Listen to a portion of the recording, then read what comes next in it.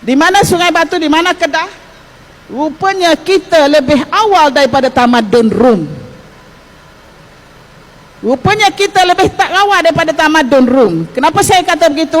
Tadi 788 BCE. Okey, campur 2000. Berapa jika kita campur 2000?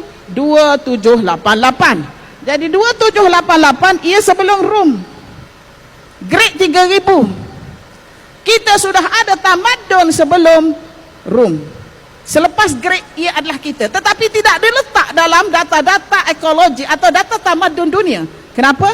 Kerana orang kita tidak melibatkan diri dalam penentuan meletakkan tamadun dunia. Kerana mereka tidak mengiktiraf kita. Kerana kita ini bangsa dijajah. Justru mereka tidak mengambil pandangan kita dan tidak meletakkan bangsa kita di dalam ini. Dan kita maklum setengah daripada negara mencipta artifak untuk meletakkan bangsa mereka di dalam carta ini. Tetapi orang Melayu bukan begitu. Orang Melayu suatu bangsa yang jujur. Satu bangsa yang jujur, bila bertemu data sesuatu data, Prof Mokhtar bawa ke luar negara, tanya berapa tarikh carbon dating. Bukan kita mencipta artifak, jujurnya kita. Walaupun ada pihak mempertikaikan lagi penemuan 788 BCE itu. Ya, padahal negara lain mencipta artifak untuk meletakkan mereka di sebaris di sini. Tetapi nama kita tidak wujud di sini. Next slide please. Selepas lahir Nabi Isa AS, kita maklum Nabi Isa AS sebagaimana disetujui oleh dunia lahir 1 AD. Walaupun banyak dalam tafsir mengatakan ia lahir sebelum itu lagi, tetapi kita nak pegang konsensus ulama. Pandangan ahli akademik dan ahli sejarah mengatakan 1 AD. Apakah berlaku selepas lahir Nabi Isa? Wujudnya Melaka. Melaka ini sesudah tidak digunakan lagi pengaruh di Kedah. Bilanya berakhir proses peleburan besi di Kedah? 1300 AD. Proses di Kedah, kingdom di Kedah telah berakhir 1300 AD. Maksudnya 1300 hingga 1400. Maka mereka tidak menggunakan lagi kawasan Kedah sebagai pusat pelaburan. Walaupun kita maklum di kawasan Kedah itu terdapat di Sungai Merbuk itu dulu 5 kali lebih besar daripada hari ini. Sungai Merbuk sekarang kalau kita pergi, airnya besar, airnya hitam ya, jernih. Makna itu Sungai Purba. Kita tengok itu sudah luas ya. Tetapi dulu 5 kali daripada sekarang. Justru kapal-kapal besar boleh masuk melalui Sungai Merbuk itu untuk tembus ke Teluk Siam dan untuk masuk ke kawasan Kuala Kerai dan membina kerajaan di Tanah Merah. Saya sudah berbincang dengan Prof Mokhtar, terdapat 3 sungai daripada Sungai Merbuk itu. 2 sungai tembus ke Teluk Siam, 1 sungai boleh tembus ke Kuala Kerai. Ini bermaksud penggunaan kapal-kapal besar telah masuk ke kawasan itu dan telah membina kerajaan-kerajaan di situ. Kita kena ingat, dulu tak ada boundary. Dulu tidak ada boundary. Justru, bila tidak ada boundary, maka tiada perbezaan Kedah, Kelantan, Terengganu, tiada beza. Tiada beza. Okey. Kita pergi kepada next slide please. 3 fasa hubungan tanah Melayu dan Osmaniyah, yang mana ia berpusat di Melaka. Pertama, hubungan perdagangan dan politik Melaka Osmaniyah sebelum kurun ke-15. Apa yang berlaku di Nusantara ataupun di kawasan jajahan Melaka? Maknanya semenanjung Malaysia dan utara Sumatera itu, seperti Aceh, Kerajaan Samudra Pasai, Lemuria itu. Ianya adalah sebelum kurun yang ke-15. Kurun ke-15 bermaksud 1400 ke bawah. 1400 ke bawah. Hubungan perdagangan dan politik Melaka Osmaniyah selepas kurun ke-15 hingga ke-17 ketika penjajahan Portugis. Yang ketiga, hubungan perdagangan dan politik Melaka Osmaniyah kurun yang ke-17 hingga 19 ketika penjajahan Inggris. Slide seterusnya. Samudra Pasai atau Aceh. Samudra Pasai menjadi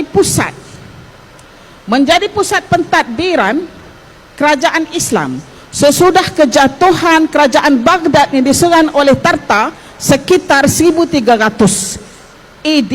Ini kita cerita selepas zaman Nabi Isa. Makna kita zaman Nabi Isa kita sebut AD. Sebelum zaman Nabi Isa kita sebut BC. Ya. Jadi, kerajaan Samudra Pasai ini merupakan kerajaan yang wujud sesudah jatuhnya kerajaan Sriwijaya. Untuk maklumat semua, kerajaan Sriwijaya adalah kerajaan Islam. Kerajaan Melayu Islam yang beragama Hanifah pada ketika itu. Tetapi sebab tidak ada orang-orang saleh datang berhubungan sebelum mana sezaman Rasulullah SAW, mereka mengembangkan agama Islam berterusan di tanah Arab itu. Kemungkinan kerajaan Melayu Sriwijaya ketinggalan, walaupun mereka tahu daripada tok nenek mereka ada agama langit, iaitu agama Hanifah, menyebabkan beberapa raja terawal Sriwijaya berhubungan dengan Muawiyah, berhubungan dengan Omar Abdul Aziz. Kita dapati ada dua surat daripada kerajaan Sriwijaya berhubung dengan Muawiyah dan berhubung dengan Omar Abdul Aziz. Surat daripada Muawiyah tak baca. Ada disimpan dalam perbendaharaan. Kemungkinan dia sibuk sebab pemerintahan Muawiyah pun tidak lama, ya, tidak sampai 100 tahun. Tetapi bagaimana terbongkar wujud surat itu apabila Al-Jahiz menulis kitabnya Al-Hayawan, menceritakan tentang Al-Fil, tentang gajah Al-Fil. Terbongkar wujudnya surat itu di mana dia menyebut bahawa Maharaj Malikul Muluk, kami mempunyai 1000 gajah. Maula Sidi Hamzah, yani nahnu indana مشهور بالفيل عندنا كثير فيل. نعم كثير عندنا فيل. Gajah banyak terdapat di Kedah, di selatan Thailand. Sehingga kan kerajaan Kedah menjual gajah sekitar 1200-1300, ya. Jadi apabila keadaan ini berterusan, maka tidak ada balasan daripada kerajaan Umayyah. Maka Indrawarman menghantar surat sekali lagi kepada Omar Abdul Aziz, dan Khalifah Omar Abdul Aziz buka surat ini. Dan kita maklum pemerintahan Omar Abdul Aziz tidak sampai 3 tahun pun. Ada setengah mengatakan 3 tahun. Jadi apabila dia membuka surat itu, dia menulis perkataan Malikul Muluk. Malikul Muluk apabila diterjemahkan kepada tulisan, kepada bahasa Arab Malikul Muluk, ialah daripada tulisan Sanskrit. Maharaj dalam Sanskrit diterjemahkan kepada bahasa Arab Malikul Muluk. Dia menceritakan tentang bagaimana kami daripada raja segala raja dan permaisuri kami daripada raja segala raja, kami mempunyai pokok jadam, pokok limau nipis, batu-batu permata. Kami mempunyai 1000 gajah. Taman-taman kami penuh dengan bauan limau nipis sejauh 12 farsakh. Sejauh 12 farsakh, lebih kurang 12 batu.